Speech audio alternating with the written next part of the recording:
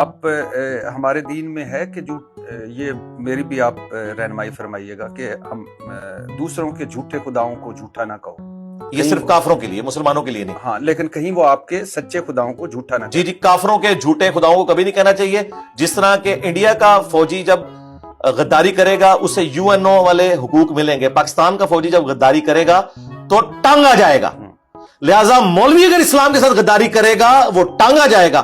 کافروں کے جھوٹے خداؤں کو ہم نے کچھ نہیں کہنا، کیونکہ مولوی ہمارے خدا کے ذریعے ہمیں ڈیسیو کر رہا ہے، ہم اسے بتائیں گے کہ تو فراڈی ہے. یہ فرق آپ نے ذہن میں رکھنا. یہ آپ نے دو چیزیں ابھی میں نے نوٹ کی، ایک ذکر کرتے ہوئے آواز آپ کی اتنی اونچی، اور دوسرا فراڈیا.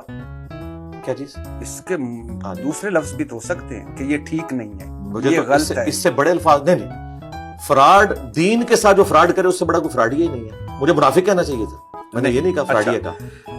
مفتی تک باقی آواز اونچی کرنا، دیکھیں اہل علم کے ہاں جب یہ ڈسکشن ہوتی ہے نا، آواز اونچی کرنا یا یہ لفظ جو استعمال کیا اسے آپ ڈکشنری میں چیلنج کر سکتے ہیں.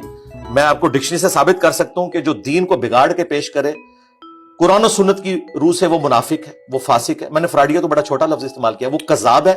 تو ٹیکنیکلی ڈسکشن اس میں اب آواز نہیں ہوگی. یہ اسی طریقے سے ہے کہ آپ بات کرتے ہوئے میں آپ کو یہ کہوں کہ آپ کی تو داڑھی نہیں ہے، میں کبھی بھی نہیں ایسے کروں گا. لہٰذا ہم بھی ایکسپیکٹ کرتے ہیں کہ ہم سے جو بھی بندہ کوشچن کرے علمی بات کرے. آواز اونچی ہوگی، یہ میرا رائٹ ہے، میں اونچی آواز کروں گا کیونکہ میرا بولنے کا سٹائل یہ ہے.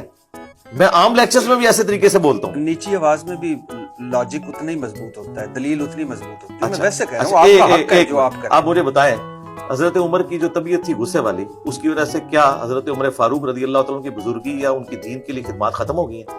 نہیں، میں یہ نہیں ویسے بتا رہا ہوں، میں یہ بالکل نہیں کہہ رہا. نہیں ہوتی نا. نہیں ہوتی. ہاں، تو ہر بندے کی طبیعت ہے. اب اگر آپ حضرت عمر کو یہ کہیں کہ تم ابو بکر کی طرح دھیمے ہو جاؤ تو ایسا ہو نہیں سکتا نا. اللہ نے ان کو ویسا بنایا نہیں ہے نا. حضرت عمر کو علیحدہ بنایا، اور حضرت عمر نبی اسلام کی صحبت میں رہ کے بھی ابو بکر نہیں بن سکے. ان کی طبیعت کی وہ سختی رہی. اچھا، میرا رک جائے. ہاں جی نہیں. اچھا، حضرت عمر بات پہ رسول اللہ کی مجلس میں، بخاری مسلم میں آتا ہے کہ وہ تلوار پہ ہاتھ رکھتے تھے، یا رسول اللہ اجازت دیں اس کا گلا کاٹ. تو کیا یہ اخلاقیات میں آتی ہے چیز؟ قطعاً نہیں آتی، بالکل نہیں آتی. رسول اللہ کی موجودگی میں تو بالکل نہیں آتی. لیکن وہ اپنی طبیعت سے مجبور تھے. تو میں تو 1400 سال بعد ہوں، میں نے تو اتنا بڑا دین کا بگاڑ دیکھا ہے، لیکن اللہ کا شکر ہے میں حضرت عمر سے بہت نرم ہوں. میں نے کبھی تلوار کو ہاتھ نہیں رکھا. میں اپنی زبان کی نوک سے علمی دلائل کے ذریعے مقابلہ کرتا ہوں. میں کبھی نہیں کہتا میں اس کی گردن کاٹ دوں گا. خود میں 6 دفعہ مرڈر اٹیمپٹ اپنے اوپر بلکہ 7 دفعہ کروا چکا ہوں. ٹھیک ہے، اللہ کا شکر ہے میں پیسیو ریزسٹنس کے اندر بلیو رکھتا ہوں، علمی دلائل سامنے رکھتا ہوں.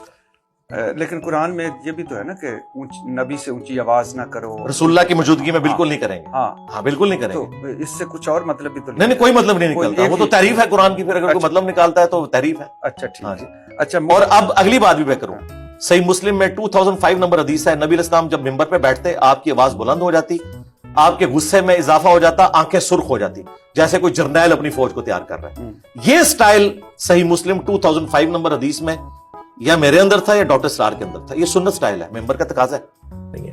سر ایک میرا سوال ہے اور میرے ذہن میں اکثر آتا ہے کہ جو کچھ آج آپ لوگ کر رہے ہیں، کیا یہی ائمہ اہل بیت کی تعلیمات ہے؟ آسان لفظوں میں اگر میں کہوں کہ جو کچھ آپ کر رہے ہیں اہل بیت اور امام خوش ہوں گے سب دیکھ کر.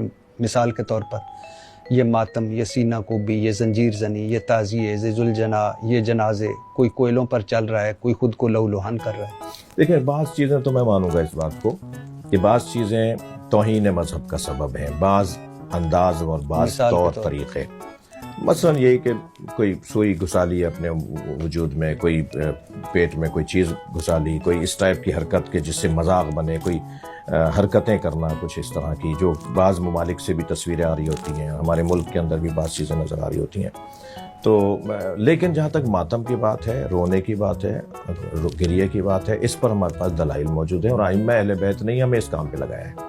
یعنی امام رضا علیہ السلام سے ہمارے پاس گریے کی احادیث، امام جعفر صادق سے، امام زین العابدین علیہ السلام جو چوتھے امام اثنا عشری اور تمام شیعوں کے ہیں.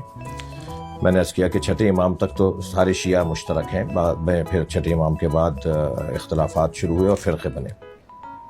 لیکن گریہ، ماتم اور عزاداری، کالے کپڑے پہننا، رونا کربلا اور امام حسین کو یاد کرتے ہیں. سر کالے کپڑوں سے یاد آیا کہ ملا یازر الفقیہ جی یہ آپ کی بڑی کتاب ہے. اس میں کالے کپڑے پہن کے نماز پڑھنا مکروہ ہے. نہیں، اس کتاب میں ہے کہ کالا لباس فرعون کا لباس ہے. جی ٹھیک ہے، خانہ کعبہ کے پردے کو کیا کریں گے آپ؟ نہیں خواتین کے کالے چادر کو کیا کریں گے؟ نہیں، اس کی مراد کچھ اور ہے. اچھا، میں عرض کر رہا ہوں جی جی. اس سے مراد کچھ اور ہے. کالے کپڑے جو عادت بنا لے اپنے، کالے کپڑے جو اپنا مزاج بنا لے، اپنا لباس، کیونکہ نبی مکرم کا لباس صلی اللہ علیہ وآلہ وسلم کو جو لباس ہے وہ سفید لباس ہے.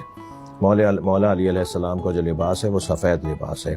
امام جعفر صادق علیہ السلام کا ہرا لباس ہے.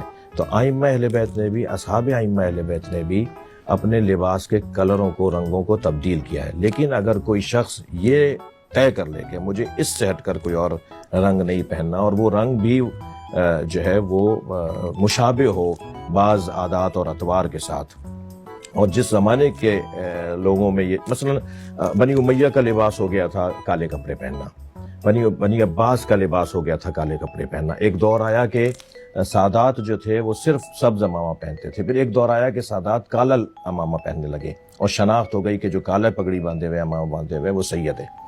تو یہ دور بدلتا رہا ہے.